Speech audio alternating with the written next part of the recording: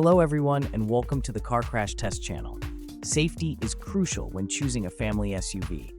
Today, we're comparing the 2024 Toyota RAV4 and the Honda CR-V based on their Euro NCAP crash test results. Which one offers better protection? Let's find out.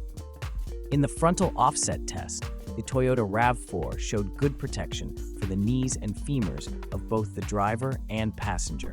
The side barrier test also delivered strong protection, but during the side pull test, the curtain airbag didn't deploy perfectly, downgrading head protection from good to adequate.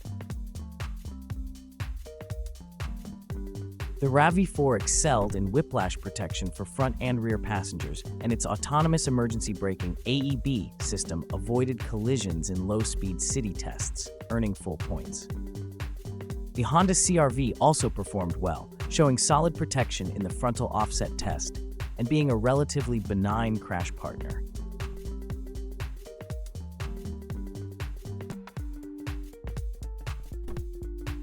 It shined in both the side barrier and pull tests, scoring maximum points with excellent protection.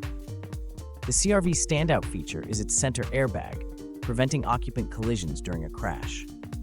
Like the RAV4, the CR-V provided strong whiplash protection and offers an e-call system that contacts emergency services post-crash. However, the CR-V was penalized for potential head contact between front passengers during an impact.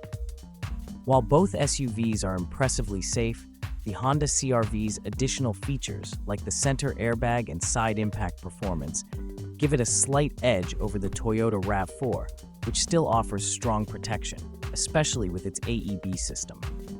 Which SUV would you trust for your family's safety? Let us know in the comments, and don't forget to like, subscribe, and hit the notification bell for more comparisons.